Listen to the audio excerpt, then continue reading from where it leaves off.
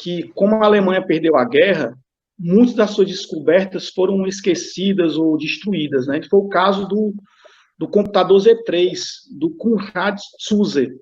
Esse cientista, ele foi fantástico. Ele fez, e aí diferentemente do Babbage, né, dos outros, ele fez um computador baseado em código binário, que na verdade, na minha opinião, é o primeiro avô dos computadores que nós temos hoje. O computador dele era baseado em código binário. Nós sabemos que as ULAs, né, unidades lógicas e aritméticas, elas são feitas por porta-lógicos através de código binário. E aí, todo esse princípio de construção de CPU foi feito na época dele. Ele também conseguiu fazer o cálculo de ponto flutuante, né, que são as casas decimais, né, já na época de 39, 40 e 41. E ele também, assim como anteriormente, ele fez uma máquina eletrônica, né, elétrica, baseada a válvula e relé, que conseguia programar. Então, ele desenvolveu a primeira máquina elétrica programável com lógica binária, né, da lógica de Boolean, lógica booleana, e programável também. Além disso, se atribui a ele a fundação, a descoberta da primeira linguagem de programação, que é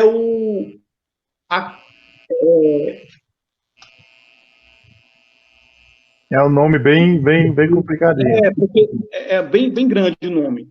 Mas tá, eu coloquei no blog lá. Enfim, são dois nomes, depois eu lembro, daqui a pouco eu lembro. Então, essa linguagem é atribuída a ele também, a primeira linguagem de programação.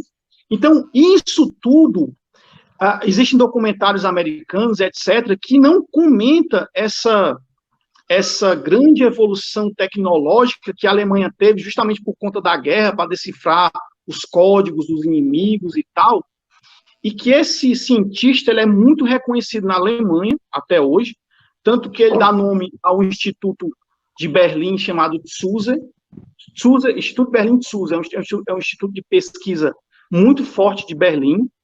E aí eu fui no Museu do Computador, em Paderborn, e lá se faz toda uma homenagem a ele, né? Os filhos continuaram seus projetos, e ele conseguiu ser um precursor de 1941 já pensar num computador como tecnologia de von Neumann, né? Von Neumann, ou von Neumann, com essa tecnologia, apostando já na evolução da lógica binária, do ponto flutuante, que são as casas decimais, e de ser um computador programável.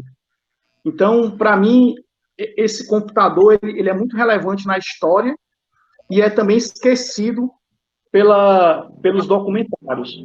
Passo a palavra para o nosso amigo, tem mais propriedade a falar, o Fernando. Não, foi perfeito, Sandro, o que você falou. Ele é importante dizer que ele era uma máquina de relés, era feita com relés, né? E uma curiosidade sobre a Z3 é o seguinte: ele foi buscar financiamento alemão, né, para o período da guerra do governo alemão, e o governo alemão, por acreditar que a guerra não ia demorar muito, não concedeu financiamento para a continuação das pesquisas dele. Por isso que ela não foi continuada e acabou com, assim, acontecendo o bombardeio alemão, que a gente sabe, né, o aliado em Berlim em 44, e acabou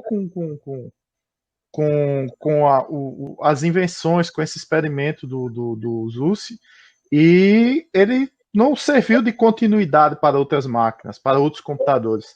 É tanto que a patente, né, o registro da patente do computador é do Atanasoff, que é americano.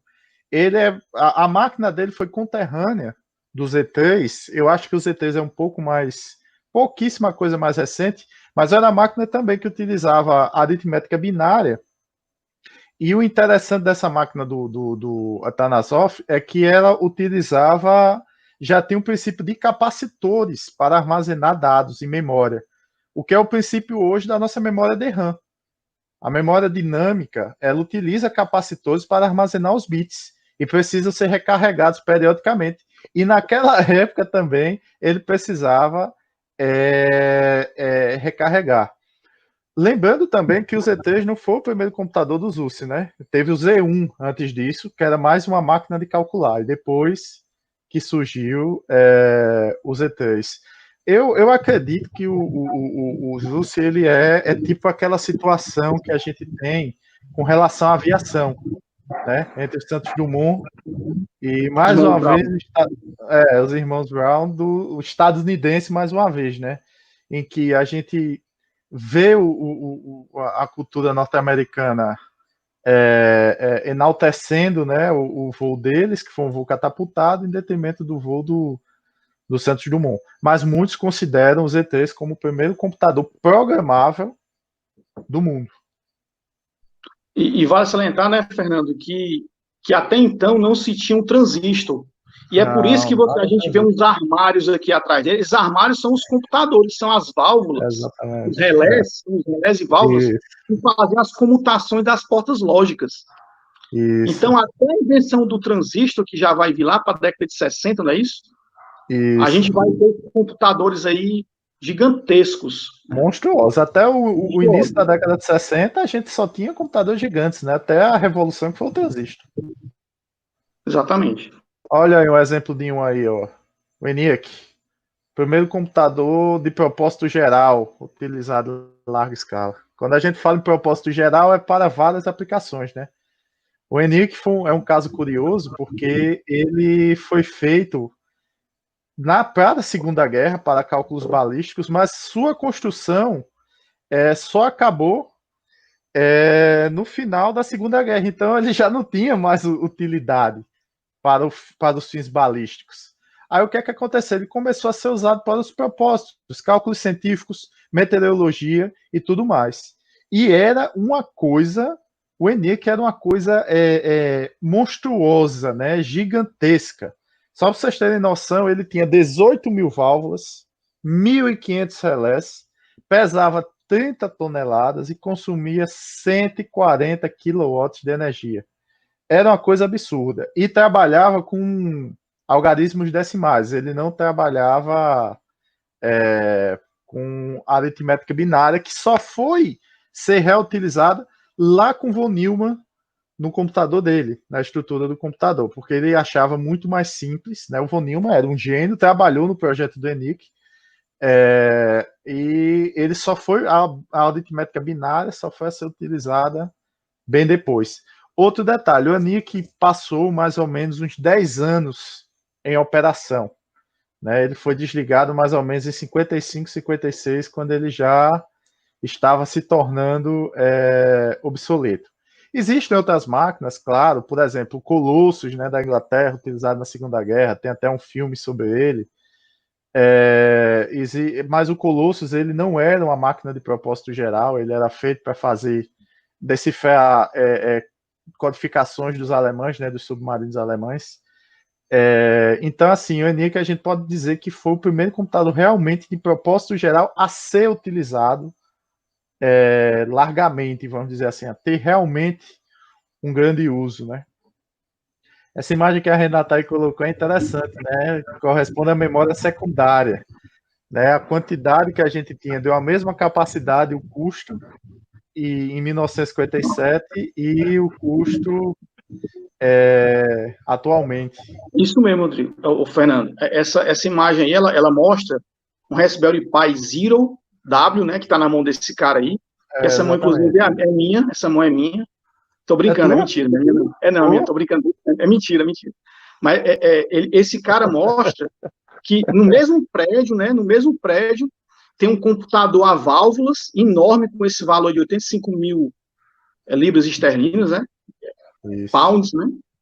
E tem um computador. E esse que está na mão dele, que é um Raspberry Pi Zero, ele tem uma capacidade de memória através do SD card inserido nele e de processamento muito maior do que esse computador gigantesco aí.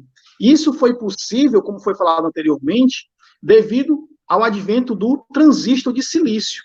Então, se conseguiu fazer esses circuitos integrados cada vez com maior quantidade em pastilhas de silício cada vez menores. E aí você consegue colocar um computador em miniatura dentro de um chip.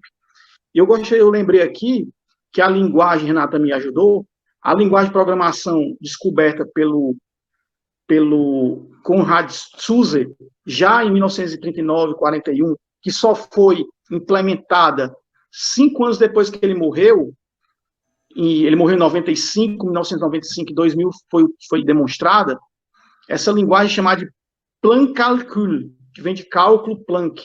Deve ser algo... Então, Planck-Calcul é o nome da linguagem de programação, que já tinha toda a estrutura de linguagem de programação estruturada, já tinha todos os princípios, e ninguém fala sobre isso, né? Tá igual aquela história enfim, ninguém fala sobre isso. Pronto, só passa a palavra aí. Isso é verdade, né? O transistor revolucionou, né, a computação.